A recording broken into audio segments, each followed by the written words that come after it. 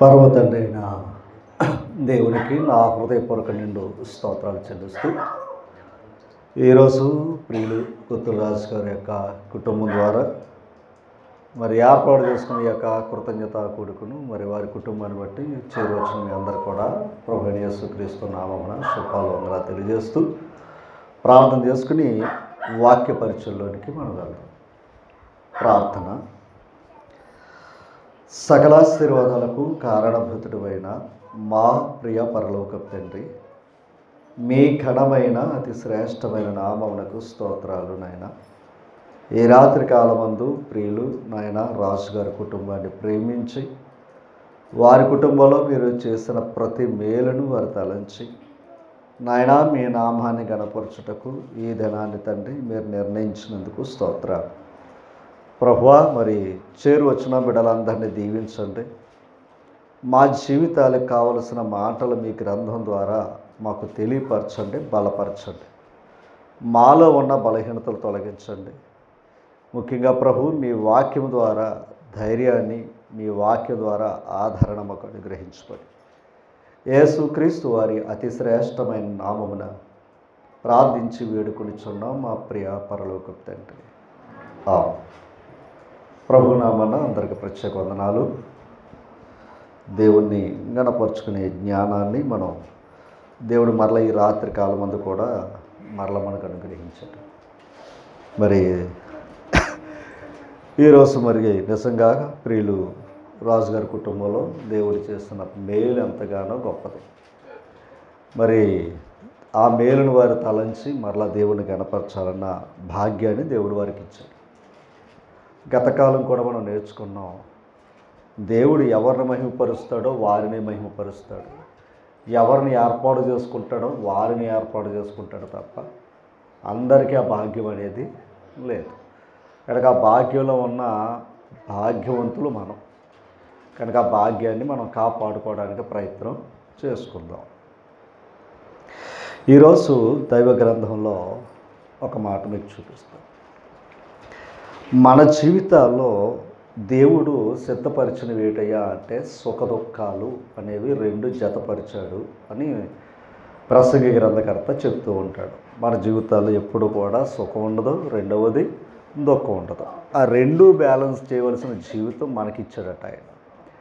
అయితే ఈ ప్రయాణాల్లో, మన జీవిత యాత్రలు, ఈ ప్రయాణాల్లో మనకి బాధపరిచేవాడు ఒకడు ఈ లోకంలో ఉన్నాడు. మనల్ని ఎప్పుడు కూడా దేవుడికి దూరం చేయటానికి, లేదా మనం దేవుళ్ళలో ఎదుగుతున్నప్పుడు వాడు దేవుడి నుంచి తొలగించడానికి, లేదా మన భక్తి జీవితాన్ని కూడా ఓడిపోయే స్థితికి, అంటే మన వాటమును చూసి సంతోషించేవాడు ఒకడు ఉన్నాడు. వాడే అపవాది. మనం గెలిచినప్పుడు సంతోషించేవాడు ఒక ఆయన ఉన్నాడు. ఆయనే ప్రభు అయిన క్రీస్తు.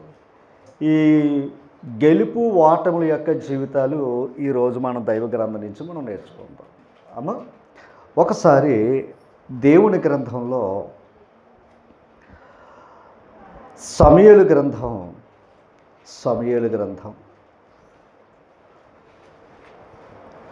సమూయేలు మొదటి గ్రంథం 26వ అధ్యాయము 25వ వచనాన్ని మనం చదువుతాం. అందుకు సౌలు, దావీదు నాయనా, నీవు ఆశీర్వాదము పొందుదువు అన్నాడు. ఒకసారి ఆగుదాం, ఆ మాట కూడా ఆగుతాం. ఒకప్పుడు సౌలు దావీదుని ఏం చెయ్యాలని కోరాడు? ఎందుకంటే సౌలు కంటే బలవంతుడు ఎవరయ్యా అంటే దావీదు.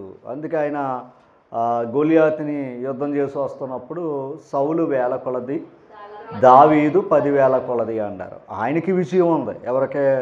సౌలుకి. దావీదుకి కూడా ఏముంది? విజయం ఉంది. అంటే ఆయనకంటే ఈయనకి ఎక్కువగా విజయం ఉందట. ఈ విజయంలో ఒకరి విజయాన్ని చూసి ఇతను ఏం చేశాడు? విజయాన్ని చూడలేని మనసు అంటే అది అపవాది. ఇందాక చెప్పుకున్నాక చూసారా? ఇప్పుడు సౌలు ఏం చేశాడయ్యా అంటే దావీదు మీద విషపు చూపు నిలిచెను అని మాట ఉంటుంది. అంటే ఏ రకంగా అయినా సరే దావీదుని ఏం చేయాలనుకున్నాడు? ఆయన చంపాలని అనేక ప్రయత్నాలు చేశాడు. ఒక ప్రయత్నం కాదు, అన్ని రకాల ప్రయత్నం చేశాడు. ఎంత విచిత్రం అంటే అల్లుడయ్యాడు. మరలా దావీదు గారు అతనికి అల్లుడైనా సరే ఏం చేయాలని చూశాడు? చంపాలని చూశాడు. ఇలా దావీదుని ఎంతగానో బాధపరుస్తూ నష్టపరుస్తున్న వ్యక్తి అయిన ఎవరో సౌలు. అలాంటి సౌలు మాట్లాడుతున్న మాట ఏమని, ఆ మాట చదవండి. సౌలు దావీదు నాయన, ఆ మాట చూసారా, దావీదు నాయన నీవు ఆశీర్వాదము పొందుదు. అంటే ఒక విధంగా చెప్పాలంటే శత్రువు ఇప్పుడు అతను ఏమన్నాడయ్యా అంటే నువ్వు ఆశీర్వాదం పొందుకోవయ్యా అంటున్నాడు ఆయన. ఎవరో సౌలు గారు. ఆశీర్వాదము పొందుదువు గాక నీవు ఘనకార్యములు పూనుకుని విజయము నొందుదువుగాక అని దావీదుతో చెప్పాడట. అది ఒకటి, ఆశీర్వాదం పొందుతావు, నీవు ఘనమైన కార్యాలు చేసి విజయాన్ని పొందుకుంటావయ్యా అని దీవించాడంట. ఎవరో సౌలు. ఈ మాట చూడాలి, చాలా గొప్పదే. అందుకే మనము దేవునిదయ్యా మనుషులదే కావాలి. మన ప్రవర్తన దేవునికి ఇష్టమైనప్పుడు శత్రువు కూడా ఏమవుతాడంట, మిత్రుడితో. ఇప్పుడు ఇతను ఎందుకు దావీదుకి సరెండర్ అయ్యాడయ్యా అంటే దావీదు దేవునికి ఇష్టడయ్యాడట. దావీదు దేవునికి ఇష్టడయ్యాడు కనుక ఇప్పుడు శత్రు కూడా ఏమయ్యాడు, ఆయన మిత్రుడిగా, అంటే ఒక విధంగా చెప్పాలంటే నువ్వు బాగుండాలని కోరాడట. ఇప్పుడు మనకు మాట ఏంటయ్యా అంటే నీవు విజయము నొందుదువుగాక అనే మాట వాడాడండి ఆయన. అంతేనా? అంటే నువ్వు ఎలాగ ఉండాలని కోరుకుంటున్నాడో విజయాలు సాధించాలి అని అతన్ని దీవించేటట సౌలు గారు. సమూయేలు 2వ గ్రంథం, సమూయేలు 2వ గ్రంథం తీసరా, సమూయేలు 2వ గ్రంథం 7వ అధ్యాయము 7వ అధ్యాయం 1వ వచనం. యెహోవా నలుదిక్కుల అతని శత్రువుల మీద అతనికి విజయం ఇచ్చి, ఎవరికే, దావీదుకి.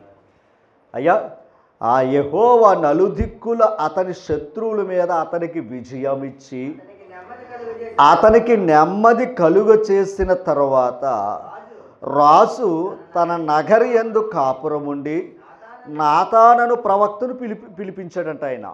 అంటే ఇప్పుడు దావీదు ఏం పొందాడు అక్కడ, విజయాన్ని పొందాడట. ఆ విజయాన్ని ఇచ్చింది ఎవరో, దేవుడే.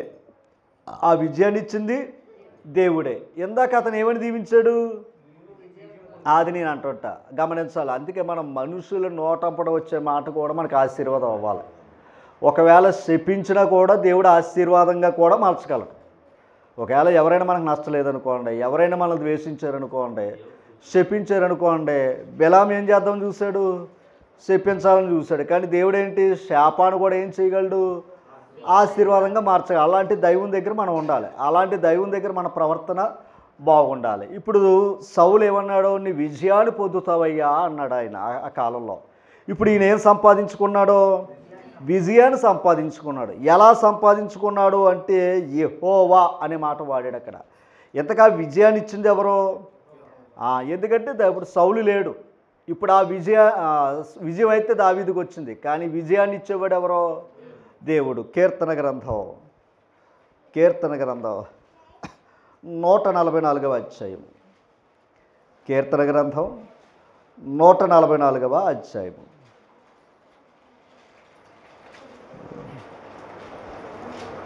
తీసరమ్మా 10వ వచనం చదవండి. అది నీవే రాజులకు విజయము దయచేవాడు. ఎవరో, దేవుడే. అంటే ఆ విజయాలు ఇచ్చేది ఎవరో, దేవుడు అనమాట. అందుకు దావీదుకి విజయాన్ని ఇచ్చింది ఎవరయ్యా అంటే దేవుడు. నువ్వు విజయం పొందాలన్న సంగతి ఎవరు చెప్పారు, సౌలు చెప్పాడు. కానీ సౌలు దావీదు విజయాన్ని చూడలేదు, కానీ దావీదు చూసుకున్నాడు. ఎందుకంటే మనం సాధించినప్పుడే కదా దాని గొప్పతనం అమ్మా. కనుక ఇంతగా విజయాన్ని ఇచ్చింది ఎవరయ్యా అంటే దేవుడు ఇచ్చాడట. ఓకేనా? ఈరోజు మనం గెలవాలంటే దేవుడు కావాలి, ఓడిపోవాలంటే అపవాది కావాలి. అంతే కదా తల్లి? వాడేమో మనల్ని ఏం కోరతాడో, ఓటమిని కోరతాడు. దేవుడు ఏం చేస్తాడు, మనకి విజయాన్ని ఇవ్వాలని కోరుతూ ఉన్నాడు. 98వ కీర్తన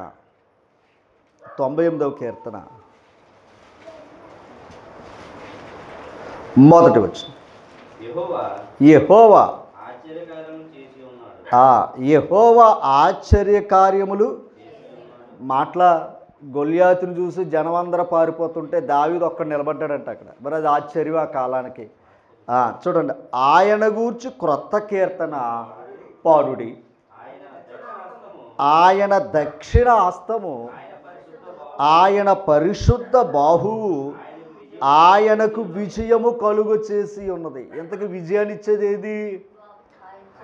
ఆయన దక్షిణ హస్తము. దక్షిణ హస్తము అంటే కుడి చెయ్య, ఓకేనా? కుడి చెయ్య. మరలా దాన్ని ఏమన్నాడంటే పరిశుద్ధ బాహువు అన్నాడు. పరిశుద్ధ బాహువు అన్నాడు. ఎవరో కాదు, అది యేసుక్రీస్తు వారు శరీర రీతిగా ఈ లోకానికి రాకమునుపు ఆయన ఎలాగున్నాడయ్యా అంటే పరిశుద్ధ బాహుగా ఉన్నాడు. అంటే దేవుని కార్యాలు చేసిన వాడు ఎవరయ్యా అంటే యేసుక్రీస్తే.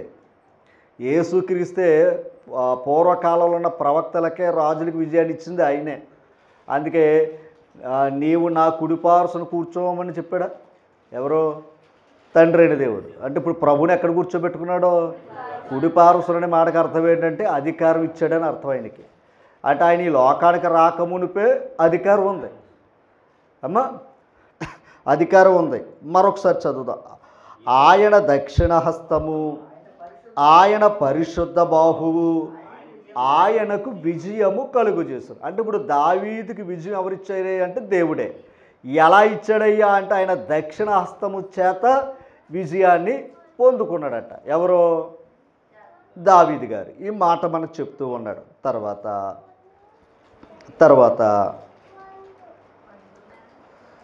ఇర్మియా గ్రంథం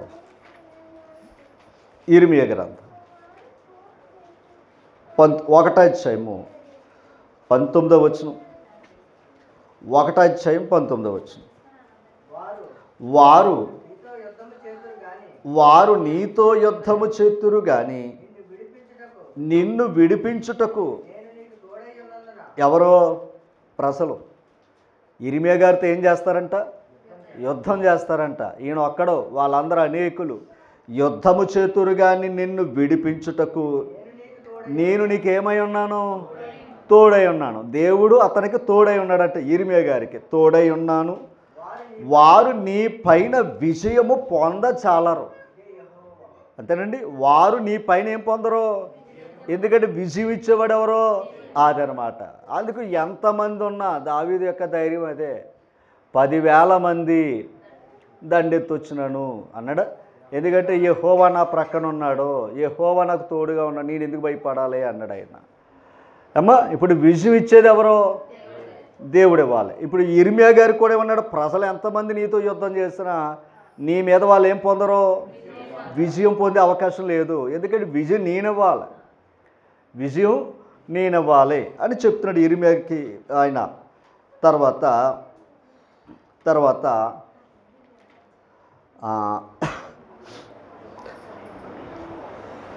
ఆదికాండం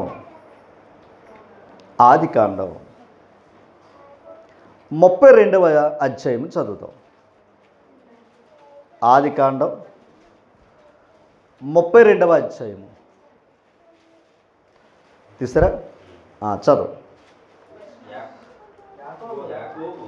యాకోబు. ఎవరు యాకోబు అంటే తెలుసు కదా, ఇస్సాకు కుమారుడు, అబ్రహాం గారు మానవుడు. ఆయన తన త్రోవను వెళ్ళుచుండగా 32 అధ్యాయం 26 వచనం. ఆయన తెల్లవారుచున్నది గనుక నన్ను పోనీమని అన్నాడట దేవదూతతోటి. తర్వాత అతడు ఈ మాట చూడాలి. అంటే దేవదూతని పెనుగులాడుతుంది దేనికయ్యా అంటే నీవు నన్ను ఆశీర్వదించితేనే కానీ, నిన్ను ఆశీర్వదిస్తే కానీ నిన్ను పోనివ్వనని దేవదూత ఏం చేస్తున్నాడు? ఆయన పెనుగులాడుతున్నాడు, యుద్ధం చేస్తున్నాడు. ఆయన ఒక విధంగా చెప్పాలంటే ఒక యుద్ధం చేస్తున్నాడంట ఆయన. ఎవరో? పోరాడుతున్నాడట యాకోబు గారు. ఆశీర్వదిస్తే కానీ నిన్ను విడిచిపెట్టను అన్నాడు. అసలు దేవదూత ముందు ఈయనంత. అందుకు కీర్తన గ్రంథంలో కూడా అంటాడు, నీవు మనుషుని జ్ఞాపకం చేసుకోవడానికి వాడు ఏ పాటి వాడు అని. దేవదూతల కంటే వాడిని కొంచెం తక్కువగా, అంటే కొంచెం తక్కువవారు ఎవరయ్యా అంటే దేవదూతల కంటే కొంచెం తక్కువవారు మనుషులవే. మనకంటే గొప్ప ఎవరయ్యా అంటే దేవదూతలు. దేవదూతల కంటే గొప్పవారు ఎవరయ్యా అంటే దేవుడు. అమ్మా, ఓకే. ఇప్పుడు చూడండి అక్కడ ఏమంటున్నాడు? 27వ వచనం. ఆయన నీ పేరేమని అని అడుగగా అతడు అది. ఇప్పుడు ఏమంటున్నాడు ఆయన? నీ పేరేంటయ్యా అని అడిగితే యాకోబు అని చెప్పాడట. ఆయన ఏమంటున్నాడు చూడండి 28వ వచనం. అప్పుడు ఆయన అండర్లైన్ చేసుకో. నీవు దేవునితోనూ మనుషులతోనూ, ఈ పాయింట్కి అండర్లైన్ చేయండి. యాకోబు యొక్క భక్తి జీవితం ఏంటయ్యా అంటే ఇద్దరితో పోరాడాడట, పోరాడి గెలిచాడంట. అది పాయింట్. అమ్మ మనం కూడా ఏం చేస్తాం మన జీవితాల్లో? పోరాడుతున్నాం. గమనించాలి, పోరాడుతున్నాం. కానీ పోరాడుతున్నప్పుడు మన పరిస్థితులు ఏమవుతున్నాయి? ఓడిపోతున్నాం. కానీ యాకోబు జీవితాన్ని మనం జ్ఞాపకం చేసుకుంటే మనుషులతో పోరాడాడట. రెండవది దేవుడితో పోరాడాడు. పదమంచిది అన్నాడు అక్కడ, గెలిచితివి అన్నాడు ఆయన. అంతే కదా, ఆలోచించాలి. అంటే మనుషులతో పోరాటం దగ్గర ఫెయిల్ అయిపోతాం మనం. అలాంటప్పుడు దేవుడితో కూడా ఏం చేశాడు ఆయన? ఎంతగా దేవుడితో పోరాటం ఏంటయ్యా అంటే ఆశీర్వాదం, మనుషులతో పోరాటం ఏంటయ్యా అంటే అది ఆశీర్వాదమే. ఆయన ఎవరిదో ఏమీ అక్రమంగా తీసుకోలేదు. తల్లి చెప్పింది, వెళ్ళాడు, ఆ దీవులు పొందుకున్నాడు. ఆ దీవులు సంపాదించుకోవడానికి ఏమవుతున్నాడు ఆయన? పని చేయవలసి వచ్చింది. అక్కడ లాబాన్ గారు, ఓకేనా, వారి బామర్దులు గట్ట ఈయన ఏం చేసుకుంటూ వచ్చారంటే ఇబ్బందులు పెడతాడు వచ్చారు. అక్కడ మనుషులతో పోరాడాడు ఆయన. యాసావుతో కూడా దెబ్బలాడుకోలేదు కదా. ఎలాగైనా సరే మా అన్నగారిని ఏం చేసుకోవాలి, మనసును గెలవాలి, అంతే కదండి అమ్మ. అలాంటి మనుషులతో పోరాడాడు ఆయన. రెండవది దేవుడితో పోరాడాడు. పాయింట్. తర్వాత ఏమన్నాడు? 2 చోట్ల గెలిచాడు ఆయన. అది 2 చోట్ల గెలిచాడట. దేనికోసం? ఆశీర్వాదం కోసం. అది నేను ఆశీర్వాదమే విజయం, ఆశీర్వాదమే విజయం. ఇప్పుడు ఆయన గెలిచాడా లేదా? గెలిచాడు. ఓకేనా. ఈయన గెలిచి పాయింట్ అర్థం చేసుకోవాలి. అప్పటి నుంచి ఆయన పేరు ఉంది ఇశ్రాయేలుడివే అని అంది. ఇశ్రాయేలు అనే మాటకు అర్థం ఏంటి? దేవునితోటే పోరాడేవాడివి. ఓడిపోయాడైనా వాళ్ళది. అది నేను అంటాడు, దేవునితోటే పోరాడువాడని అర్థం ఇశ్రాయేలు అనమాట. గమనించి ఒక పీజు, ఈయన సామాన్యుడు కాదు. కీర్తన గ్రంథం 76 అధ్యాయం, కీర్తన గ్రంథం 76 అధ్యాయం మొదటి వచనం. యోధాలో, యోధ తెలుసు కదా, యోధాలోంచి ఎవరు రావాలి? యేసుక్రీస్తు వారు రావాలి. యోధాలోంచి రక్షణ కలుగును. అందుకే మొదట యూదులకి అనే పదం ఉంటుంది. మొదటి స్థానం ఎవరయ్యా అంటే యూదులే. ఎందుకంటే అందులోంచి క్రీస్తు ప్రభు లోకానికే రావాలి. అందుకు యోధాలో దేవుడు ఏమయ్యాడు? ప్రసిద్ధుడయ్యాడు. గమనించాలి, దేవుడు గొప్పతనం యోధా జాతి చూపించాడు. అందుకే దావీదు యూదుడు. ఇప్పుడు ఆ యోధా జాతికి విజయాలు ఇచ్చింది ఎవరో? దేవుడు. ఇప్పుడు దేవుడు వారికి విజయాలు ఇచ్చుకోలేదు, ఈయన మహిమపరచబడ్డాడట అమ్మా. తర్వాత ఇశ్రాయేలులో అది అంటే గమనించాలి, ఇశ్రాయేలు అంటే యాకోబుకు 12 మంది పిల్లలు. ఇప్పుడు ఇశ్రాయేలులో ఏముంది? ఇశ్రాయేలు ఏముంది? ఆయన నామం ఉంది. ఆయన నామము గొప్పది. ఈ మాట వినాలి. ఇశ్రాయేలులో ఆయన నామము, ఇందాక ఏ నామం గొప్పది అనుకున్నాం? పైన యోధ అన్నాడు అక్కడ. ఆ 12 పేరుల్లో ప్రాముఖ్యమైనది ఏదయ్యా అంటే యోధయ. ఎందుకంటే యోధాలోంచి ప్రభు రావాలి కనుక. అందుకే ఆ యోధా జాతిని ఆయన ఏం చేసుకుంటూ వచ్చాడు? కాపాడుకుంటూ వచ్చాడు. ఓకేనా. అంటే యోధ, యూదులు. పాయింట్ అండర్లైన్ చేసుకోండి. ఇప్పుడు ఆ 12 గోత్రాల్లో యోధాను వర్ణించారు. ఎవడో గొప్పడు అంటే యోధా కింద కనబడుతుంది మనకి. కానీ ఇశ్రాయేలులో ఆయన నామం గొప్పది. అంటే 12 పేర్లలో ప్రభు నామం గొప్పది. అంతేనా? 12 పేర్లలో ఏది గొప్పదే?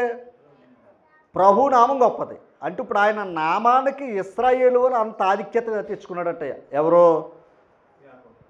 తర్వాత 2వ వచనం, సాలేములో, ఇది మరలా చెప్తున్నాను, సాలేములో ఏముంది? అంతే. కేవలం సాలేం అనేది ఒక ఊరు పేరు, ఒక ప్రాంతం పేరు. అంగర ఊరది, అది సంఘం పేరు మాత్రం కాదు. ఒకవేళ అంగర సంఘం అన్నాం అనుకోండి, తెంగరోడు అయ్యి పెట్టాలి అది. అంతే కదండి. అంగర సంఘం అన్నారు అనుకోండి, అంగర సంఘమే. ఆ సంఘం ఎవరిదే? అది పెట్టాలి. అంగర్లో ఉన్న క్రీస్తు సంఘం అది పెట్టాలి. అంగర సంఘం అన్నారు అనుకోండి, జ్ఞానం ఎక్కువైపోయి పెట్టాలి. అంటే ఊరికి, వీధికి, చెట్టుకి, పుట్టకే పేర్లు కూడా తెలియదు వీళ్ళకి. ఏ పేరైనా పెట్టుకోవచ్చు. మరి అలాంటప్పుడు నా భార్య సంతపూడి అమ్మాయిని పెట్టుకోవచ్చు కదా, సంతపూడి నుంచి వచ్చింది. మరలా నా పేరు ఎందుకు పెట్టుకోవాలి? అంటే అక్కడ ఊరేమీ పని లేదు. గమనించాలి.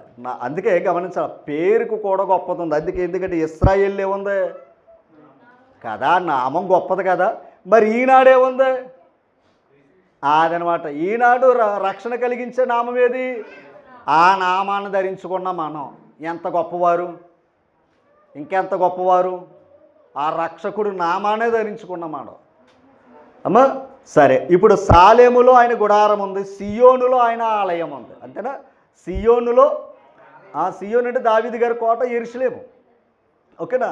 దేవుని చిత్తం అయితే తర్వాత నేను చెప్తాను, తర్వాత కాలంలో మాట్లాడతాం. ప్రార్థన చేయండి.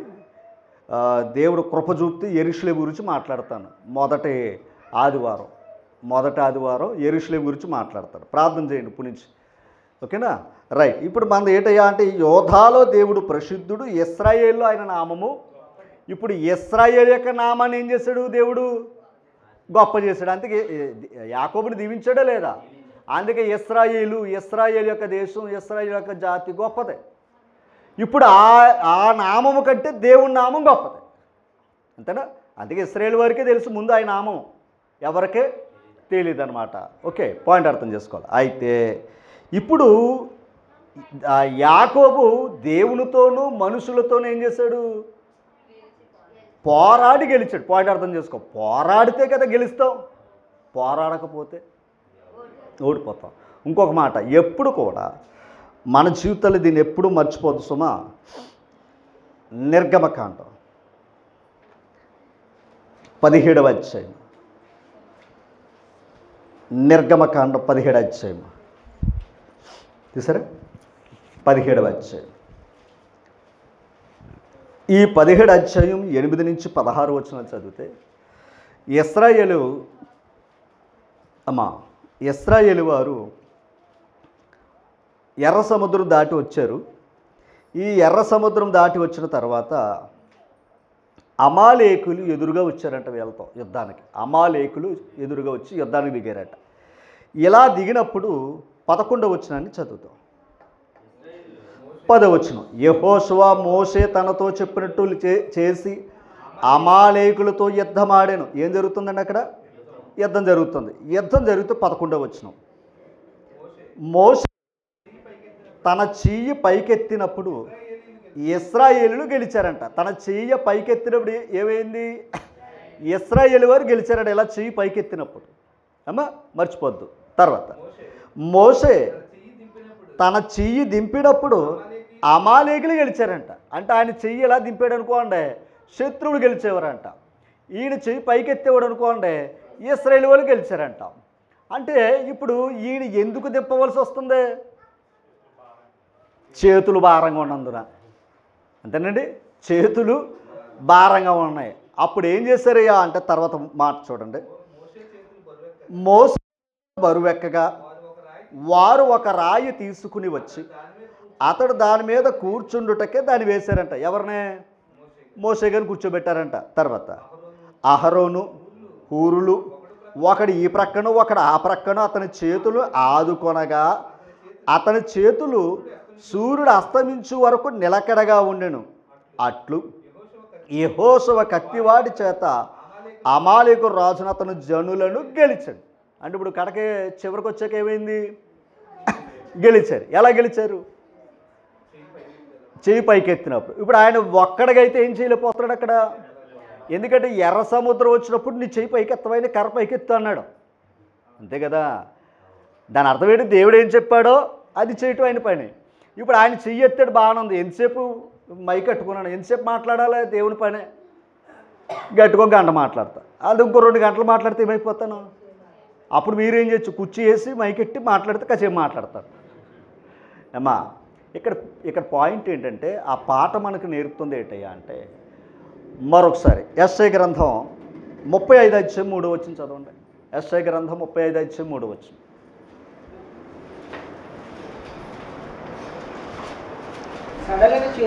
సడలిన చేతులను అంటే ఇప్పుడు ఏం చేయాలి? చేతులను ఏం చేసుకోవాలి? బలపరుచుడి. త్రొట్టిల్లిన మోకాలును అంటే ఎవరు చేసుకోవాలి? ఒకవేళ ఎవరైనా ఒకరు బలహీనుడు అయ్యాడు అనుకోండి, మనం ఏం చెయ్యాలి? గతకాలం చెప్పాను, ఒక్కడుగా ఉండటం చాలా ప్రమాదం, ఇద్దరుగా ఉండటం మేలు అని చెప్పాను గతకాలం. ఇద్దరు యొక్క ఇద్దరు చేసే పని ఎలాగుంటుంది? పడిపోవడం. ఒకవేళ పడిపోయి మరొకడు ఏం చేస్తాడో లేవనెత్తాడని మనం గతకాలం చెప్పుకున్నాం. అయితే ఇప్పుడు ఆల్రెడీ పోయి చూస్తే మోషే గారు ఏమవుతాడు పాపం చేతులు. ఇప్పుడు ఏం చేశారు వీళ్ళిద్దరనే మోషే యెహోషువ హూరు ఏం చేశారు? అది అంటే ఇప్పుడు ఈ చేతులు బలహీనమైనప్పుడు వారు ఏం చేశారు? బలపరిచారు. అంతేనమ్మా? బలపరిచారు కనుక గమనించాలి, బలపరిచారు కనుకే అక్కడ గెలిచారు. మోషే నీకు అప్పచెప్పాం కదా పని, నువ్వే చేసుకోవయ్యా అన్నాడు అనుకోండి, ఏమైపోతురు? యుద్ధంలో వీళ్ళు ఓడిపోతురు. అవునా? అంటే ఇప్పుడు యుద్ధంలో గెలవడానికి కూడా దేవుడు మన దగ్గర పెట్టాడు. అది ఎందుకో తెలుసా? గమనించాలి. ఇంకొక పాయింట్ చెప్తాను. మనం వేరుగా ఉన్నాం అనుకోండి, వేరుగా ఉన్న ప్రతి రాజ్యం ఏమైపోద్ది? పాడైపోద్ది. నేను ఒంటరిగా ఉన్నాను అనుకోండి, నేను నిలబడినావు. ఓకేనా? అందుకు మనం ఏమవ్వాలి? సహవాసం కలిగి ఉండాలి. ఒకరినొకరిని ఏం చేసుకోవాలి? ఆదరించుకోవాలి, ధైర్యపరుచుకోవాలి. అంతేనండి. బలహీనలు ఏం చేయమన్నాడు? బలపరచండి అంటాడు. తర్వాత నేను వివరిస్తానండి ఆ పాయింట్లు. అయితే ఇక్కడ మనకేటయ్యా అంటే, ఒకవేళ నేను బలహీనం అయ్యాను అనుకోండి, మీరు బలపరచాలి. నేను ఓడిపోతున్నాను అనుకోండి నా జీవితాల్లో, మీరు ఏం చేయాలి? గెలిపించాలి. అది దాని అర్థం. నేను ఓడిపోయాను అనుకోండి, గమనించాలి. ఇప్పుడు మోషే ఓడిపోతే ఇశ్రాయేలు వారికి నష్టం ఉందా లేదా? చెప్పండి. ఆకాను చేసిన తప్పు ఇశ్రాయేలు వారి మీద పడ్డదా లేదా? అలాగే మనలో ఒకడు మనం భక్షించుకోకూడదు, మనం ఒకరినొకరిని రక్షించుకోవాలి. అమ్మా, ఇప్పుడు అతను గెలిస్తే నేను గెలిచానని సంతోషించాలి, నేను గెలిస్తే మీరు గెలిచారని సంతోషించాలి. ఇది కానీ సౌలుకి ఆ మనసు లేదు అక్కడ. అంతేనా? సౌలుకి ఆ మంచి మనసు లేక ఏమయ్యాడు? దురాత్మ చేరడం జరిగింది అక్కడ. అవునా? కనుక ఈ పాఠం చూస్తే ఎప్పుడైనా సరే ఒక సమస్య వచ్చినప్పుడు పంచుకోవాలి. ఒక సమస్య వచ్చినప్పుడు పంచుకోవాలి. ఏమో నా జీవితంలో ఎలా ఉన్నాను, రేపు ఎలాగుంటుందో తెలియదు. ఏం చేసుకోవాలి? ఎందుకంటే నేను పరిస్థితులు వచ్చినప్పుడు ఏమవుతాను? బలహీన అవుతాను. మరలా మీ మాటలు ఏం చేస్తాయి? అదనమాట. అది మనకిచ్చిన భాగ్యం. అప్పుడు మళ్ళా మనం గెలిచామనుకోండి, దేవునికి మహిమే కదా తల్లి. ఇప్పుడు దేవుడు మనల్ని ఈ సహవాసాన్ని ఎందుకు పెట్టాడు తెలుసా? ఒకరు బలహీనుడైతే మరొకరిని ఏం చేసుకోవాలి? బలపరుచుకోవాలన్నాడు. ఇప్పుడు నిజంగా ఒకరినొకరు బలపరుచుకున్నారు కనుక గెలిచారా లేదా? అమ్మా, గెలిచారా లేదా? అందుకే మీలో ఎవరైనా అనారోగ్యంగా ఉన్నారనుకోండి, ఏమన్నాడో? పెద్దలను పిలుచుకుని ప్రార్థన చేసుకోండి అన్నాడా లేదా? ఎందుకంటే మనకు మనం చేసుకునేది వేరు, ఒక వ్యక్తి వెళ్ళి ప్రార్థన చేసాడనుకో ధైర్యం వస్తుంది ముందు. అంతేనా? నిజంగా అనారోగ్యంగా ఉన్న పరిస్థితిలో ఉన్నప్పుడు అతను ఈ డాక్టర్ గారు చెప్పినా ఎవరు చెప్పినా కాదు, కానీ ఒక సాటి మనిషి వెళ్ళి ఏం లేదురా బాబు ఎంత ధైర్యంగా ఉంటుందని చెప్పాడు అనుకోండి, వాడు మనోధైర్యం వస్తుంది. అలాగే మన జీవితాల్లో కూడా అపవాది ఎప్పుడు కూడా కిందకి పడగొట్టాలని చూస్తాడు. ఓకేనా? ఎందుకంటే తాను నిలిచిచున్నాను అనుకున్నవాడు పడిపోకుండానట్లు జాగ్రత్తగా చూసుకోమంటాడు మళ్ళా. ఎందుకంటే మనం ఎలా ఉన్నాం, పడిపోవచ్చు. కనుక మనం పడిపోకుండా ఉండాలి అంటే ఒకటి వాక్యము, రెండోది సహవాసం. ఒకవేళ నేను పడిపోతే మీరు లేవనెత్తారు. గుర్తుపెట్టుకోండి, నేను పడిపోతే మీరు ఏం చేయొచ్చు? ఇదిగో లేవనెత్తారు లేదా? లేవనెత్తారు కనుక గెలిచారు. అమాలీకుల మీద ఏం చేశారు వాళ్ళు? ఒకవేళ ఓడిపోయామనుకోండి, అపవాదిగాడు గెలుస్తాడు. వాడికి ఎందుకు ఇవ్వాలి మనం? అమ్మా, వాడికి గెలుపు మనం ఇవ్వకూడదు. లోకంలో ఇచ్చింది గెలుపు వాడికి, కానీ మనం వాడికి గెలుపు ఇవ్వకూడదు, ప్రభుకి ఇవ్వాలి. ఓకేనా? రైట్. మరికొన్ని మాటలు చూద్దాం.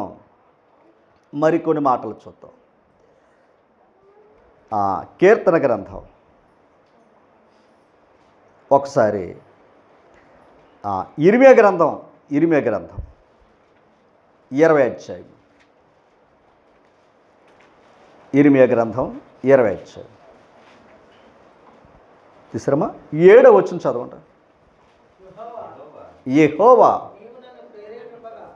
నీవు నన్ను ప్రేరేపింపగా నీ ప్రేరేపణకు ఏమయ్యాడంట?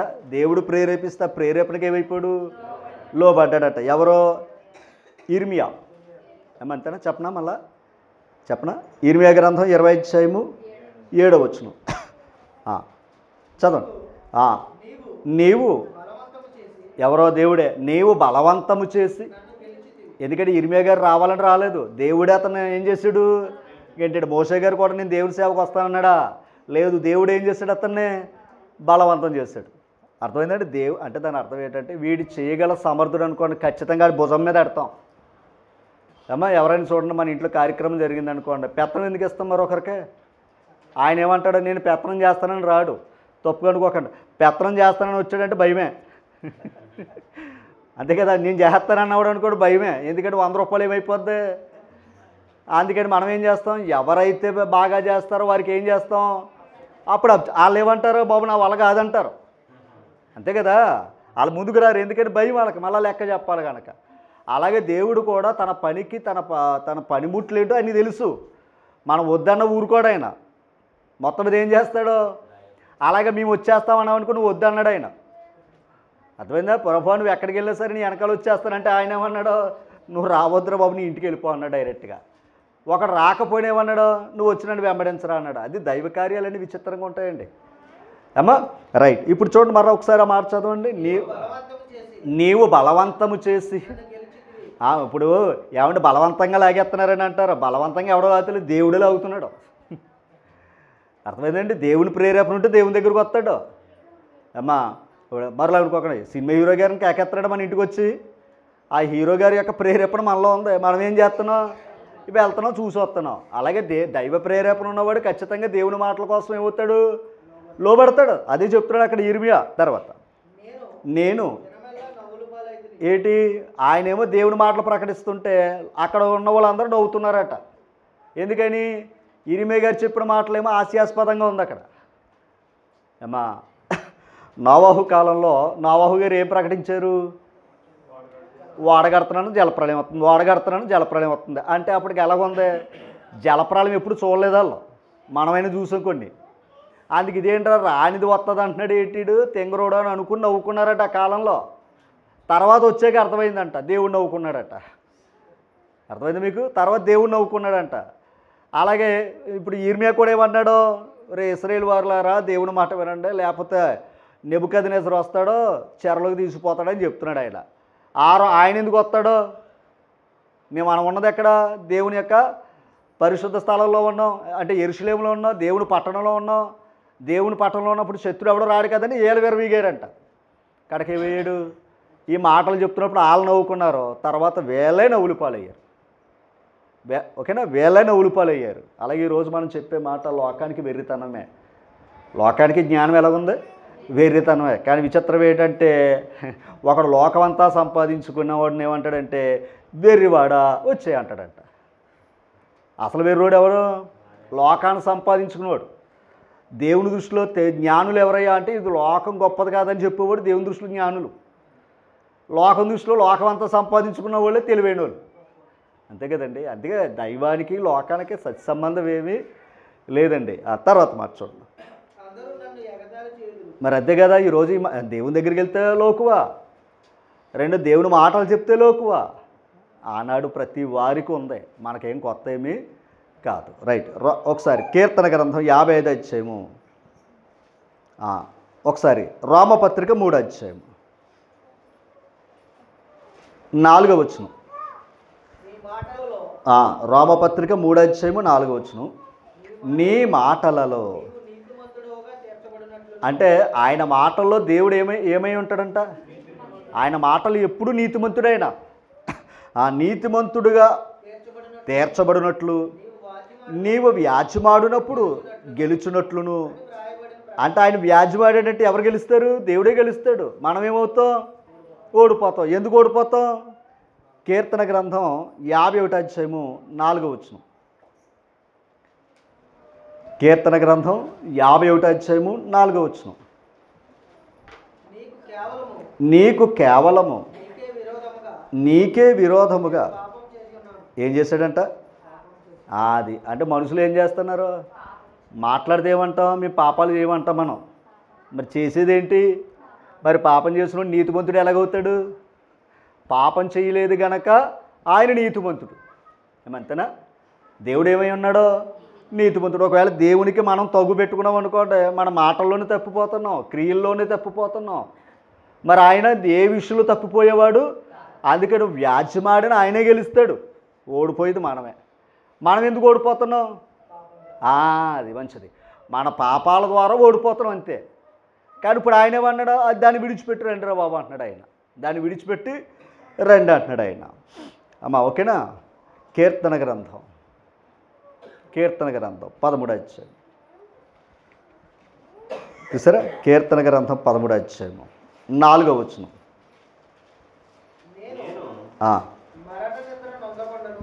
ఒకసారి ఏ నిద్ర అంటండి? మరణ నిద్రను అందకుండాను వాని గెలిచితేనని నా శత్రువు చెప్పుకొనకుండాను. ఒకసారి శత్రువు ఏమనుకుంటున్నాడు చెప్పాలి. శత్రువు ఏమనుకుంటాడు మన గురించి? మన శత్రువు ఏమనుకుంటాడో, వీడికి మరణం ఎప్పుడు వస్తుందా అని చూస్తాడు. అంతేనే కదంటారా? ఏమా మన శత్రువు కోరుకునేది ఏంటి? మనకేం రావాలనుకుంటాడంట? ఇంతకు శత్రువు ఎవరు ఇప్పుడు చెప్పండి? అంతే కదండి. అపవాది ఆది నుండి వాడు నరహంతకుడు. మనుషుల్ని ఏం చేస్తూ ఉన్నాడు? ప్రతి వారిని ఏం చేస్తున్నాడు? మనసు పెట్టండి దయించి. ఇప్పుడు అందరినీ ఆడు ఎందుకు తెలిసాడు? మనకి మరణాన్ని ఇచ్చాడు, గెలిచాడు. అర్థమైందా? మనకేమిచ్చాడు? మరణాన్ని ఇచ్చాడు. అందుకే ఆజ్ఞాతిక్రమమే పాపం వల్ల వచ్చి జీతము అంతే మరణం అందరికి వచ్చింది కనుక ఇప్పుడు ఆడు గెలిచాడు. ఎవరో? అపవాది. లోకంలో మన మీద గెలిచినాడు ఆడు, మన మీద గెలిచినోడు వాడు. ఎందుకంటే మన పాపాల ద్వారా వాడు గెలిచాడు. ఓకేనా? కొరింథీ పత్రిక 15వ అధ్యాయం. మొదటి కొరింథీ పత్రిక 15వ అధ్యాయం. తీసారమ్మా? చూడండి 54వ వచనం చదువుతాం కింద. ఈ క్షయమైనది అక్షయమైనది ధరించుకున్నప్పుడు ఈ మర్త్యమైనది అమర్త్యతను ధరించుకున్నప్పుడు ఈ మాట వినాలి. విజయమందు ఒకసారి విజయం గమనించాలి. విజయమందు మరణం ఏమైపోతుందంట? అంటే ఇప్పుడు విజయం ముందు మరణం ఏమవుతుంది? ఓడిపోతుంది. అందుకే దాని అర్థం విజయమందు మరణం ఓడిపోతుంది. ఓకేనా? ఇప్పుడు అపవాదికి విజయం ఏదయ్యా అంటే మరణం. మన మరణం వాడికి విజయం. ఇప్పుడు గమనించాలి, విజయమందు మరణం ఏమైంది? మృంగవేయబడెను. ఓకేనా? దానికి శక్తి సరిపోతలేదంట. తర్వాత అని వ్రాయబడిన వాక్యము నెరవేరును. ఎక్కడ? హోషే గ్రంథం 13వ అధ్యాయం 14వ వచనంలో ఉన్నమాట మళ్ళా పౌలు గారు జ్ఞాపకం చేస్తూ ఉన్నాడు. అంటే ఆది నుంచి కూడా అపవాది శత్రువు ఏం చూస్తున్నాడు? మనల్ని మరణ నిద్ర పొందాలని చూస్తున్నాడు వాడు. మరణం నుండి తప్పించడానికి దేవుడు మనకి ఈ భాగ్యాలు ఇస్తున్నాడు. అమ్మా తర్వాత ఓ మరణమా ఒకసారి ఇప్పుడు ఇందాక అమాలేకులతో యుద్ధం జరిగింది. శత్రువు వస్తే ఏం చేస్తాడు మనల్ని?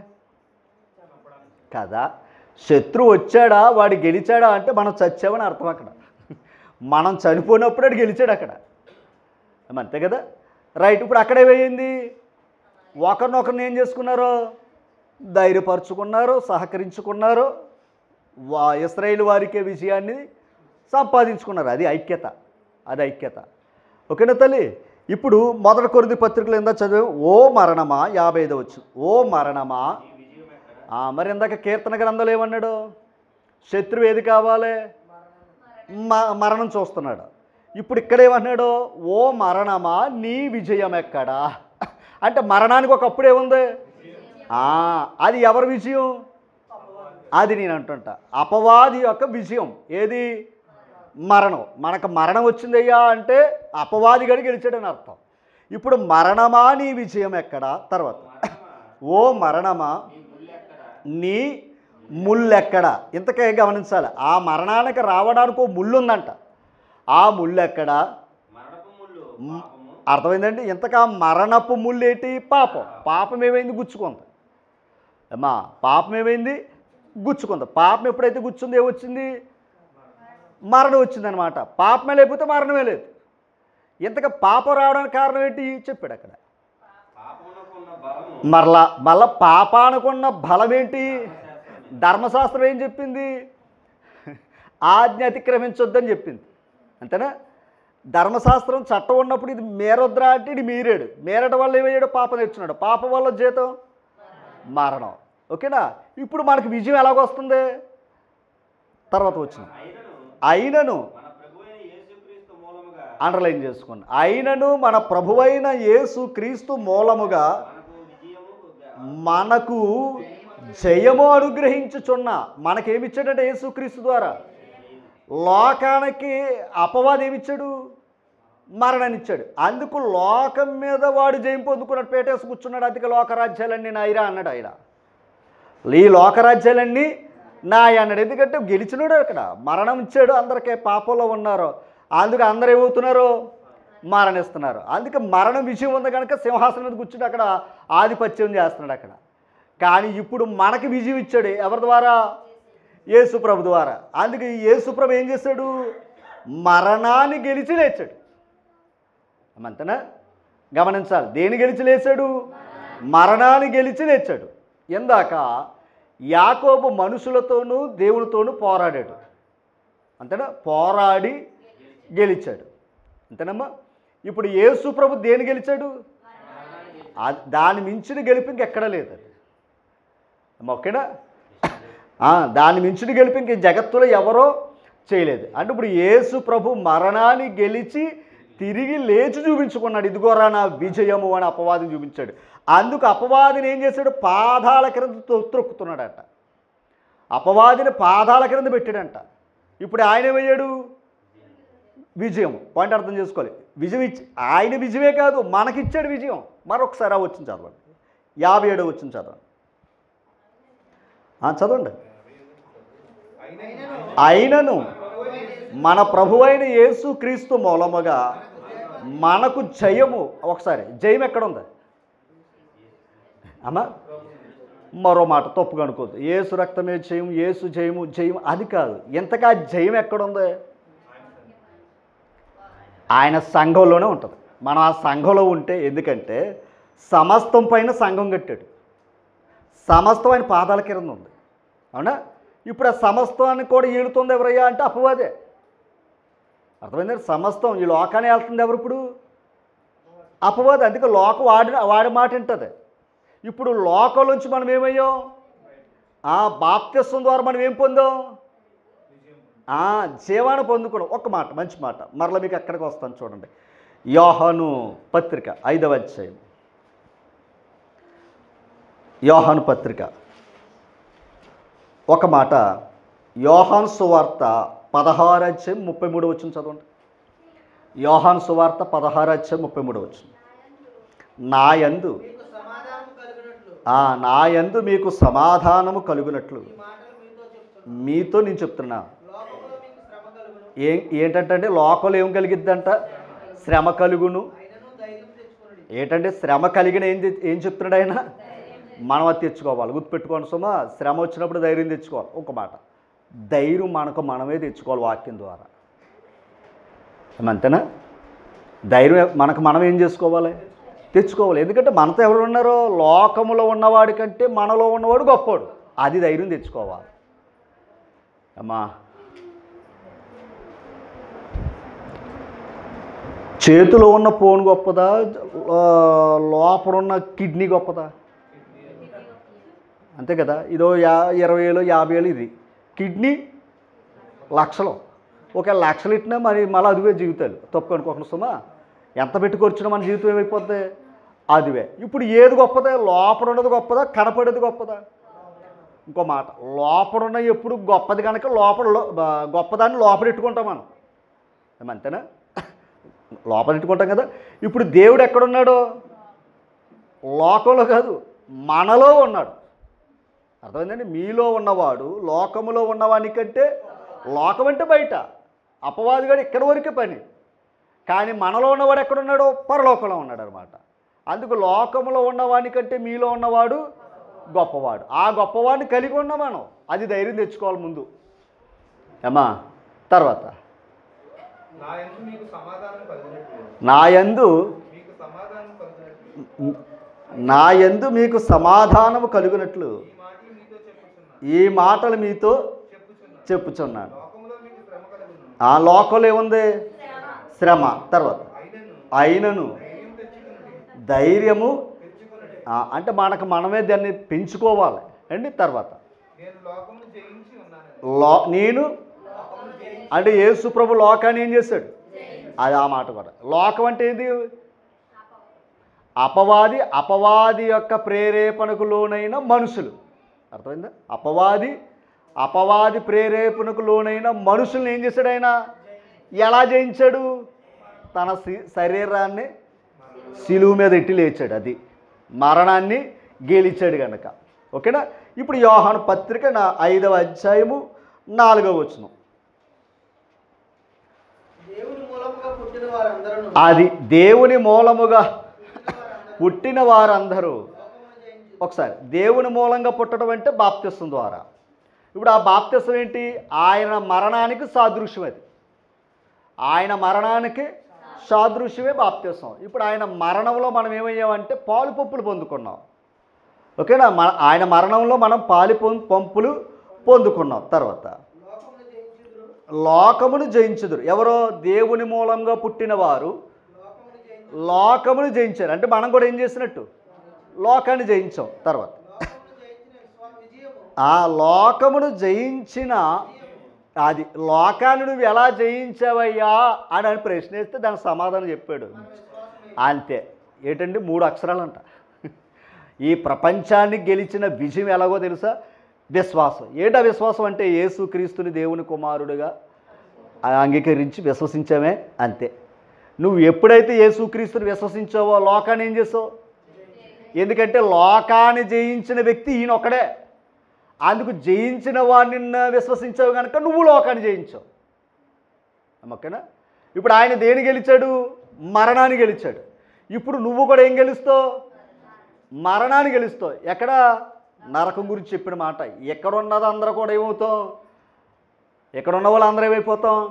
చనిపోతాం. ఇక్కడ ఉన్న వాళ్ళు అందరూ చనిపోతాం. కానీ 2వ మరణము అనే మాట వాడాడు ప్రకటన గ్రంథంలోకి వెళ్తే.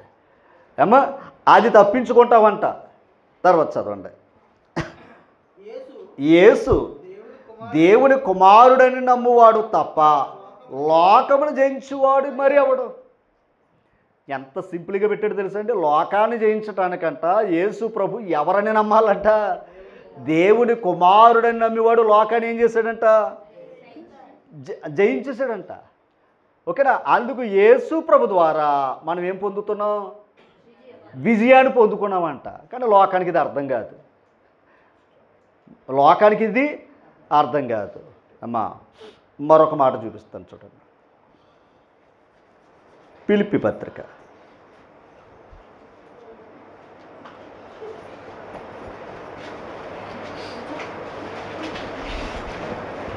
తీసరా 12వ వచనం. 3వ అధ్యాయం 12వ వచనం. 3:12 అండి. అంటే బాప్తిస్వం పొందేసాను కదా పరలోకం వెళ్ళిపోతానని అనుకోకూడదు. అంతే కదా మరి. బాప్తిస్వం పొందేసాం ఇంక పరలోకమే, మనం ఎక్కడమే లేటు, ప్రభు రావడం ఆలస్యం, ఆయనదే లేటు నాది లేదు అని అనకండి. ఆల్రెడీ ఓ విధంగా చెప్పాలంటే మార్గంలో ఉన్నాం. పునాది మీద కట్టుకుంటున్నాం మన జీవితాల్ని. ఏమా అప్పుడు చూడండి. ఇది వరకే నేను గెలిచి తినని, ఇది వరకే సంపూర్ణ సిద్ధి పొంది తినని నేను అనుకొనటం లేదు. మరి ఆల్రెడీ ఇందాకేం చెప్పాడు ఆయన? మీరు జయించేశారు కదా యేసుప్రభుని అన్నారు కదా. ఇప్పుడు ఈయనేమన్నాడు? నేను ఆల్రెడీ వెళ్ళిపోయేవాడిని కాదని చెప్తున్నాడు ఆయన. ఎవరో పౌలు గారు. ఏమిటో చూద్దాం కింద. కానీ నేను దేని నిమిత్తము క్రీస్తు యేసు చేత పట్టబడితునో దానిని పట్టుకొనవలనని ఇందాకేమన్నాం? ఆయనే నన్ను బలవంతం చేసినమాట 20 గ్రంథంలో చదువుకున్నాం. ఎక్కడేమన్నాడయ్యా అంటే పౌలు గారు నేను పట్టుకున్నాడంట. పౌలు ఈ ప్రభుని పట్టుకోలేదంట. అమ్మా మన బిడ్డ మనల్ని పట్టుకోవడం వేరు, మనం బిడ్డను పట్టుకోవడం వేరు. అంతేనా? ఇప్పుడు ప్రభువు ఏం చేశాడు? పౌల్ని పట్టుకున్నాడట. అదే కదా మాట అన్నాడు. ఆయన పట్టుకున్నవాడిని వదలరు ఆయన. చాలామంది పట్టుకుందామని చూశారు. అందుకే జక్కయ్య రా అన్నాడు. అందరినీ రమ్మన్నాడు. జక్కయ్య నువ్వు రా అన్నాడు. చాలామంది పట్టుకుందామని చూశారు, ముట్టుకుందామని చూశారు. కానీ అందరి ఇంటికి వెళ్ళలేదు ఆయన. అందుకే ఈరోజు ఎంత సువార్త ప్రకటించినా ఆయన పట్టుకోవాలి, ఆయన హృదయాన్ని తెరవాలి, ఆయన బలవంతం చేయాలి తప్ప ఎవరికి ఈ విషయాలు ఏమీ అర్థం కావు.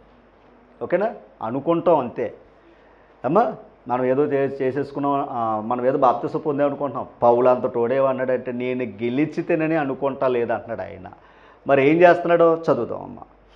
తర్వాత సహోదరులారా నేను ఇది వరకు పట్టుకుని ఉన్నానని తలంచుకొనను, అయితే ఒకటి చేయుచున్నాను. ఏంటో చూడండి. అంటే ఇప్పుడు మార్గము అని ఇందాక చెప్పాను నేను అన్నా. మనం ఎక్కడికి వచ్చాం? మార్గంలోకి వచ్చాం, పరలోకం వెళ్ళలేదు ఇంకానే.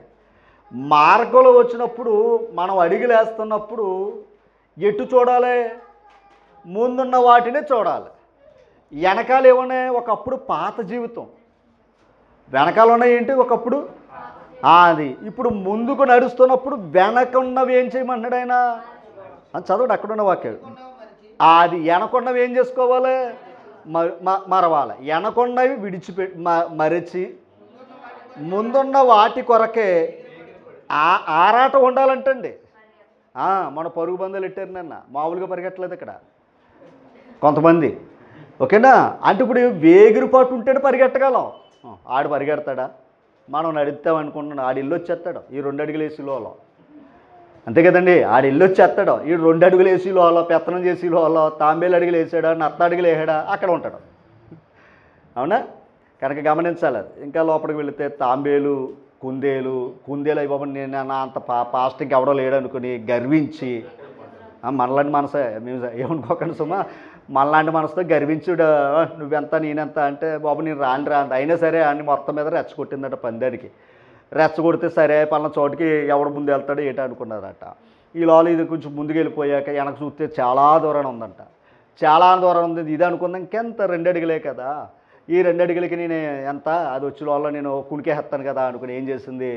ఓ కునికి లాగిందంట. తీర కొళ్ళు తెరిచేయడానికి తాంబేలు ఎదుర్కొంటూ ఉందంట. ఎవరు గెలిచారు ఇప్పుడు? ఇదేమనుకుంది? పౌలదే అంటున్నాడు. ఇది వరకే గెలిచితే నేను అనుకుంటా లేదురా బాబు, నేను ఆల్రెడీ ప్రయాణంలో ఉన్నాను. ఒకవేళ వెనకుండా చూసాను అనుకోండి లోతు భార్యనవుతాను. అర్థమైంది మీకు ఏదన్నా? ఒకవేళ వెనక్కు చూసామనుకోండి, ఎప్పుడైనా సరే బండి మీద ప్రయాణం చేసినప్పుడు వెనక్కి చూడండి, యాక్సిడెంట్కి వద్దని అయిపోద్ది. అంతే కదమ్మా. ఎదరే చూడాలి, వెనక చూడకూడదు. ఏదైనా సరే చెప్తున్నాను నేను. వెనక చూసామా దెబ్బతింటాం. అది లోకంలో మనకు నీతి నేర్పుతుంది. అలాగే దైవం దగ్గరకు వచ్చినప్పుడు వెనక ఉన్నాయి మనం ఏం చేసినా మర్చిపోవాలి. మర్చిపోతేనే వెళ్ళగలమండి. అమ్మ ప్రతీది బుర్రలో పెట్టుకున్నాం అనుకోండి నష్టపోయేది మనమే. ఆ గోల్ చేరుకోలేము. అది వెనకున్నవి మరిచి ముందున్న వాటి కొరకు వేగిరపడుచు క్రీస్తు యేసునందు దేవుని ఉన్నతమైన పిలుపునకు కలుగు బహుమానము పొందవలని. ఇప్పుడు ఏం చేస్తాడు ఈయన? పరిగెడుతున్నాడు. గురి అదే ఆయన గురి. మన గురి ఏది? అంతే కదండి. ఇప్పుడు ఎక్కడ గెలిచాం పాయింట్ అర్థం చేసుకోవాలి. ఇక్కడ పాయింట్ చాలామంది ఆడేవాళ్ళు ఉంటారు, కానీ అందరినీ కూడా ఆ యొక్క దాన్ని ఏమంటారు అంటే పరిగెట్టేదాన్ని ఏమంటారు ఆ గ్రౌండ్లో పెట్టరు. చాలామంది చూడడానికే ఉంటారు. చాలామంది ఏమంటారు అంటే చూడడానికి ఉంటారు, కానీ గ్రౌండ్లో ఉంటారు. ఎవరో జట్టు ఉంటుంది, ఆ జట్టులో ఉన్న వారిని పరిగెట్టండి రా అంటాడు. వాళ్ళు సెలెక్ట్ అయ్యారు, ఒకప్పుడు పరిగెట్టారు, వాళ్ళని తీసుకుని వచ్చారు, ఇప్పుడు ఇక్కడ పరిగెట్టండి రా అంటారు. ఇప్పుడు వీళ్ళు ఏమవుతారు? పరిగెట్టాలి. చాలా జాగ్రత్తగా ఉండాలి. అందరికంటే వీళ్ళు గొప్పలే, అందుకే వీళ్ళ పరుగులో ప్రావీణ్యత పొందిన వారు కనుక ఆ రేస్ ఎట్టారు. ఇప్పుడు వాళ్ళు ఏం చేస్తున్నారు? పరిగెడుతున్నారు. ఇప్పుడు అవన్నీ దాటుకుని వచ్చాడు ఇక్కడికే. ఇప్పుడు ఈ పరుగులో కానీ పొరపాటున మా నాన్న వచ్చాడు, అమ్మ వచ్చాడు, ఎలా చూశాడంటే అయిపోయాడు. అంతే కదా. అంటే వాళ్ళందరికీ లేని భాగ్యం ఆ రన్నర్స్కి ఉంది. అంటే ఆ గ్రౌండ్లో ఉన్నాడు, కానీ చాలామంది బయట ఉన్నారు. ఎందుకంటే మాకు ఆ భాగ్యం మీ పరిగెట్టే దూరం అంటున్నారు వాళ్ళు. ఓకేనా. లోకంలో ఎందరికో లేని భాగ్యం దేవుని కృప ద్వారా మనకిచ్చాడు. ఈ మార్గంలో పరిగెట్టండి రా బాబా అన్నాడు. ఎక్కడ మనం పరిగెట్టలేదనుకోండి పడిపోయేది మనమే. అంతేనా. నువ్వు మొన్న ఫేస్బుక్లో ఒక అతను చాలా ఫాస్ట్గా పరిగెట్టాడు. జస్ట్ అలా చూసారు మీరు? జస్ట్ అంతే, ఎంతో కదా ఒక్క అడుగు అలా తిరిగాడు, వెనకొచ్చినోడు వెళ్ళిపోయాడు అంతే. మెరుపు అది అంటే దాని అర్థం ఏంటంటే తప్పు అనుకోకండి, దరిద్రం అరడుగుదిలో కూడా ఉంటుంది. అదేం కాదు, అలా వెనక్కు తిరగకుండా ఉంటే వెళ్ళిపోతాడండి. అంతే కదా సార్, వెనక్కి చూడకుండా ఉంటాడు, వెళ్ళిపోతాడు. ఆడు ఇంకొచ్చే ఇలా అన్నాడు అంతే, అది అడిగాడు అంతే, ఇంక సౌండ్ లేదు అడికి. ఇలాంటోడు మధ్యలో ఆగిపోయినా బాగున్నాను, అంతే కదమ్మా. అంత పరిగెట్టి ఇంకొక అడిగే వేస్తాననుకునే టయానికి మన జీవితంలో గర్వం అనేది చాలా ప్రమాదం. ఎప్పుడు కూడా గుర్తుపెట్టుకోండి అమ్మా, ప్రతిరోజు ప్రతిరోజు ప్రతి క్షణం ఇవాళ ఎలా ఉన్నానా, ఓకేనా, దేవుని దగ్గర ఎలా ఉన్నాను, మనుషుల దగ్గర ఎలా ఉన్నాను. ఎందుకంటే గర్వం నాశనానికి ముందు గర్వం, అసలు అది వచ్చిందా జీవితాలు పాతాలకు వెళ్ళిపోతాయమ్మా. అస్సలు అది మనసులో ఎప్పుడూ రాకూడదు మనకి.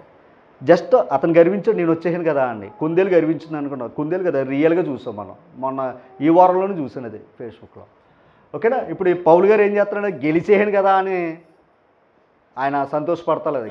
గెలుపులోకి వచ్చాను, ఇప్పుడు నేనేం చేయాలి, దాన్ని ఆ గురి దగ్గరికి వెళ్ళాలి. ఏది పరలోకమే గురి. మరి వెళ్ళాలంటే బాప్తిసం పొందడానికి ఏముందండి, కష్టమేముంది. బాప్తిసం పొందడానికి కష్టమేముంది, నష్టమేముంది, సమస్య ఏముంది, బాధ ఏముంది. చక్కగా స్నానం చేసి వచ్చాం, కొత్త బట్టలు వేసేసుకున్నాం మనం. కానీ అసలు ఏముంది, శ్రమలు. నేను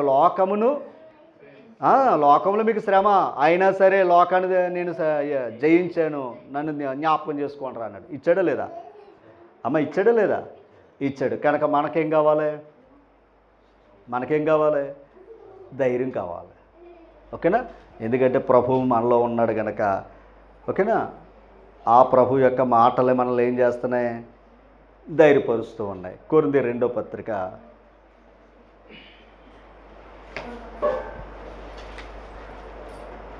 2వ అధ్యాయము 14 మా ద్వారా ప్రతి స్థలమందును, అంటే గుర్తుపెట్టుకోండి, క్రీస్తును గూర్చిన జ్ఞానం యొక్క సువాసనను, అంటే ఇప్పుడు వీళ్ళు ఏం ప్రకటిస్తున్నారు, క్రీస్తు యొక్క సువాసన జ్ఞానాన్ని ఏం చేస్తున్నారు, కనపరుచుచున్నారంటే సువార్త ప్రకటిస్తున్నారని దాని అర్థం.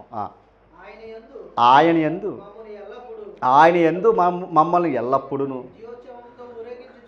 అర్థం చేసుకోవాలి. ఆయన యందు మమ్ములను ఎల్లప్పుడూ విజయోత్సవముతో ఊరేగించుచున్న దేవునికి, ఇది పట్టుకున్నామంటే విజయం. అర్థమైందా, అంటే ఇది పట్టుకుని ఏంటి, దాని అర్థం ఏంటి, సువార్తలో మనం వెళ్ళామనుకోండి మనకు విజయం. అర్థమైంది మీకు, సువార్తలో ఉన్నవాడికి ఎల్లప్పుడూ ఏముంది, అది ఈ సువార్తను వదిలేయకూడదు. ఎందుకంటే సువార్త విజయం కనుక. మరి యేసుప్రభు మనకి ఏమిచ్చాడు అమ్మ, యేసుప్రభు మనకి ఏమిచ్చాడు, విజయాన్ని ఇచ్చాడు. ఒక్క 5 నిమిషాలు పడతారా, మరో మాట చెప్తాను, చెప్పేస్తానండి.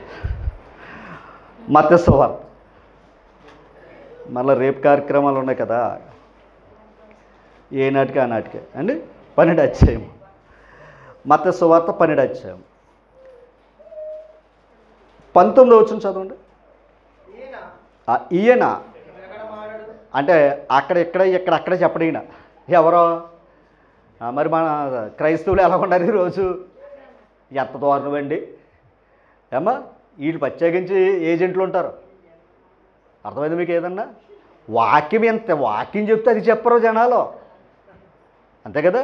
వాక్యం ఇంత స్పష్టంగా ఇంత మాట్లాడితే ఇది చెప్పుకునే పరిస్థితులు లేవు, అనవసరమైనవి చెప్పుకుంటున్నారు. కానీ అనవసరం చెప్పుకునేవన్నీ కూడా మనం భరించాలి. చెప్పుకునేవన్నీ కూడా నువ్వేమి ఇప్పేవో నోట్లోంచి అవన్నీ కూడా మనమే కోసుకోవాలి. తర్వాత మాట అమ్మ, ఈయన జగడమాడడు, కేకలేస్తున్నాడా, ఒకసారి యేసుప్రభు కేకలేసాడా, మరి కేకలేసి బ్యాచ్ కూడా ఉంది క్రైస్తవులో. అందుకే పక్క వాళ్ళు ఏమన్నారంటే మీరు కానీ సౌండ్లు చేశారంటే ఊరుకోమంటున్నారు. వాళ్ళు కేకలు ఇవ్వాల్సిన పని ఏంటండి, ఆయన ఏంటంటే చెవిటోడు ఏంటంటే కేకలు వేయడానికి. అర్థమైందా మీకు, అల్లిపోతారండి కొంతమంది, కేకలేస్తారు, పెడబొబ్బులు పెడతారు, ఆత్మ వచ్చేసింది అన్నారు, దొల్లేస్తున్నారు. నిజంగా దొల్లించే ఆత్మ మీ దగ్గర ఉంది, సంతోషం ఒప్పుకున్నందుకు, అంతే కదమ్మా. దొల్లించే ఆత్మ ఉంది కనుక ఆ దొల్లించే ఆత్మ ఎవరో దేవుడే చెప్పాడు. పందులోకి వెళ్ళిందంట ఆ దొల్లించే ఆత్మ, దురదొల్లుకుంటూ వెళ్ళి ఎందులో పడ్డా అది దొల్లించే ఆత్మ. బాగా చెప్పారు. ఒక ఆయన అన్నాడట, మా పాస్టర్ గారు ఎక్కడున్నాడో తెలుసా అన్నాడట. ఎక్కడ ఉన్నారయ్యా అంటే పాతాళంలో సువార్త చేస్తున్నాడు అన్నాడట. అయ్యగారి మీద ప్రేమ ఎక్కువైపోయి మా అయ్యగారు ఎక్కడ చేస్తున్నారయ్యా అంటే ఏం చెప్పాలో తెలియక అయ్యగారి మీద, అంటే యేసుప్రభు కేవలం భూమి మీద చేశాడు, మా అయ్యగారు పాతాళంలో చేస్తున్నాడు, యేసుప్రభుకి చేత రాని బోధ మా అయ్యగారు చేస్తున్నాడు అనుకుని అయ్యగారు పాతాళంలో బోధ చేస్తున్నాడు. పాతాళంలో ఎవరున్నారు, చచ్చిపోయినాడు ఏమన్నాడు, ధనవంతుడు ఏమన్నాడు, ఒరే భూమి మీద నాకు అన్నగారులు ఉన్నారా, ఎక్కడో అక్కడ పంపవయ్యా అన్నాడు. ఎందుకంటే అక్కడ మంటతో ఏడుతున్నాడు అక్కడ. అప్పుడు ఆయన భూమి మీద ఉన్నారా బాబు, ఎక్కడ ఉన్నవాడు అక్కడ వెళ్ళవలసిన పనేమీ లేదు, ఒకవేళ ఈ మాటలు భూమి మీద ఉండగా వినలేదనుకో అక్కడ ఉన్నవాడు ఇక్కడికి వచ్చేస్తాడు అన్నాడు. అంతే. అడుగుడు పాతాళంలో ఉన్నాడంటే నిజంగానే ఒప్పేసుకున్నారు వాళ్ళు కూడా. ఏమని, మా అయ్యగారు పాతాళంలో ఉన్నాడు. నిజమే, అది అందులో ఖచ్చితంగా మనం దాన్ని ఒప్పుకోవాలి. ఎందుకంటే రేపు పొద్దున్న ఈ అయ్యగారి దగ్గరికి వెళ్ళిన వాళ్ళు, అయ్యగారి దగ్గర ఉన్న విశ్వాసులు అందరూ ఆ పాతాళంలోనే ఉంటారు. అర్థమైందా? పాతాళాన్ని గెలిచి లేచిన వాడు ప్రభు స్వరక్తం ఇచ్చి సంపాదించిన సంఘం, ఆ సంఘంలో ఉన్నవాడు మాత్రమే పరలోకంలో ఆయన ఇచ్చే స్థలాల్లో ఉంటాడు. ఇది వాస్తవం. ఓకేనా? ఇందులో ఇంకా అరమరికలు ఏమీ లేవు. ఇది వాస్తవం. అందుకే ఉన్నది ఉన్నట్టు చెప్పగలం, ఉన్నవారు ఉంటారు, లేకపోతే లేరు. అందుకే దీన్ని మసిపూసి మారేడిగా చేయవలసిన పని ఏమీ లేదు. అంతే కదా. ఆ తర్వాత మాట చదవండి, అక్కడ ఒక మంచి మాట ఉంది, వీధులలో. అంటే దాని అర్థం ఏంటంటే అల్లరి పాలు అయ్యేవాడు కాదండి, ఆయన హుందాతనంగా సువార్త చేశాడు. ఓకేనా? ఆయన హుందాతనంగా సేవ చేశాడు తప్ప కేకలేసి పక్కోళ్ళకి ఇసుకొచ్చి ఈ మీటింగ్ లీటర్ అయినా ఎవరి చేత అనిపించుకోలేదు. ఆయన మాట్లాడితే ఇంకోటి తెలుసు, ఆయన మాట్లాడితే వినాలనిపించేదంట. అలా ఉండాలి మాటలో. ఓకేనా? తర్వాత ఈ మాట చూడాలి, విజయం పొందుటకు న్యాయ విధిని ప్రబలము చేయు వరకు ఈయన నలిగిన రెల్లును విరవడు, మకమకలాడుచున్న అవిసేనారను ఆర్పడు, ఈయన నామందు అన్యజనులందరూ నిరీక్షించెదరు అనునదే అన్నారు. దాని అర్థం ఏంటో తెలుసండి, ఆనాడు రాజులు శత్రువుల మీద విజయం సంపాదించాలంటే గొప్ప బలవంతులైన యోధుల్ని, సైనికుల్ని తీసుకునేవారు. విజయం పొందాలి అంటే, శత్రువు మీద విజయం తెచ్చుకోవాలంటే. క్రీస్తు ప్రభు ఎవరిని తీసుకున్నాడో తెలుసా అమ్మ? దిక్కులేని వారిని. మీకు అర్థమైందా? అక్కడ ఇందా చదువుకున్న అవిసేనారా అంటే ఆరిపోయే దీపాలు, నలిగిపోయిన జీవితాలు. ఓకేనా? నలిగిపోయే జీవితాలు అంటే ఇది పనికిరాని దాన్ని ఆయన పనికొచ్చే పాత్రగా చేసి ఆయన వారి ద్వారా విజయాన్ని ఇస్తున్నాడంట లోకానికి. అక్కడ బలవంతుల ద్వారా విజయాన్ని సంపాదించుకున్నారు లోకం, కానీ ఇక్కడ బలహీనుల చేత విజయాన్ని సంపాదిస్తున్నాడంట లోకానికి. ఎవరో? యేసుప్రభు. అందుకే లోకములో ఎవరిని ఏర్పాటు చేసుకున్నాడు? జ్ఞానులను సిగ్గుపరుచుటకే ఆది వెర్రి వారిని, ఎన్నిక లేని వారిని. అవునా? అలాంటి వారిని ఏర్పాటు చేసుకుంటా రైట్. అలాంటి వారి చేత లోకానికి ఏమి ఇస్తున్నాడు ఆయన? విజయాన్ని ఇస్తున్నాడు. ఆ విజయం ఏంటయ్యా అంటే సువార్త. ఓకేనా? ఇప్పుడు ఆ సువార్తను పట్టుకున్న ప్రతి వారికి ఏముంది? అందుకే మరలా చెప్తాం, మన జీవితాల్లో మనకు విజయాలు కావాలంటే వాక్యాన్ని పట్టుకుని ఉండాలి, వాక్యాన్ని ప్రకటిస్తూ ఉండాలి. మనల్ని విజయోత్సవంలో ఊరేగిస్తున్నాడంట దేవుడు. ఓకేనా? మనకు ఊరేగింపు అంటే ఏంటంటే రథం ఎక్కాలి, మన ముందు జై అని కొట్టాలి, దావీదు 10,000 కొలది, ఆ భజన కావాలి మనకి. కానీ మనుషుల ద్వారా ఘనత కాదు, దేవుడే ఘనత ఇస్తున్నాడట మనకి. ఏది పట్టుకుంటే? ఇప్పుడు చెప్పండి, గెలుద్దామా ఓడిపోతావా అమ్మా? అంతమ మట్టుకు ఏం చేయాలి? అంతే, మరణ పర్యంత వరకు నమ్మకంగా ఉందామండి. ఆయన ఇచ్చే జీవ కిరీటాన్ని సంపాదించుకోవాలి. దుష్టుడు ఏం చేయాలని చూస్తాడో మనం ఎప్పుడైనా సరే. అందుకని మనం గెలిచితేమని అనుకోవద్దు, పడిపోకుండా మన మార్గాన్ని ఏం చేసుకోవాలి, మన గురిని సంపాదించుకోవాలి. ఓకేనా? పడగొట్టేవాడు అపవాది, నిలబెట్టేవాడు ప్రభువు. ఓకేనా? అక్కడేమో అపజయం ఉంది, ఇక్కడేమో విజయం ఉంది. కనుక విజయమా? రైట్. ఇప్పుడు విజయానికి అడ్రస్ ఎక్కడయ్యా అంటే సువార్త. ఓకేనా?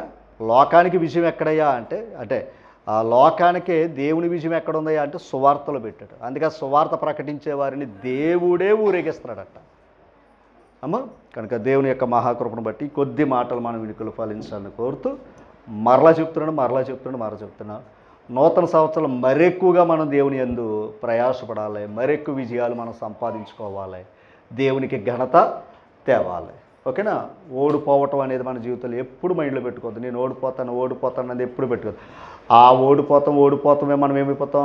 ఓడిపోతాం. గెలుస్తాననే విశ్వాసం చూసారా, ఖచ్చితంగా ఏమవుతాం? గెలుస్తాం. అంతే. నమ్మువానికి అంతే, నువ్వు గెలవాలనుకుంటే నమ్ముదాం, పరిగెడతాం. ఓకేనా? ఆ గెలిపే మనల్ని కాపాడుతుంది. మరొకసారి అందరికీ ప్రభునామాన ప్రత్యేక వందనాలు. Thank you.